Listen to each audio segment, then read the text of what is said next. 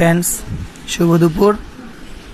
আমার এই ভিডিওটিতে আপনাদের সঙ্গে শেয়ার করব একটা কবুতরের ঠান্ডা লাগলে কি কি প্রবলেম হতে পারে। ঠান্ডা লাগলে সাধারণত এদের চোখ থেকে জল পড়ে, চোখের মধ্যে ময়লা জমে যায়, চোখে ভালোভাবে দেখতে পায় না এবং অধিক ঠান্ডায় সাধারণত ওদের খাবার দাবার খেতেও প্রবলেম হয়ে যায়। আর চোখের মধ্যে যদি এরকম ময়লা জমে যায় তাহলে সেই ময়লাগুলো পরিষ্কার না করলে ওরা চোখে দেখে না, উঠতে পারে না ঠিক মতো, আর খাবার তো দেখতেই পারে না। তারপরেও আমি যথেষ্ট চেষ্টা করতেছি এটাকে পরিষ্কার করে দিতে। আর সঙ্গে আমাদের যে ফার্মেসিগুলোতে আছে তাতেই ঠান্ডার ওষুধ পাওয়া যায়, সেগুলো জলের সাথে মিশিয়ে বা ভাত বা এরকম জাতীয় কিছু খাবারের সাথে মিশিয়ে দিলেও এই প্রবলেমটা সাধারণত শেষ সমাধান হয়।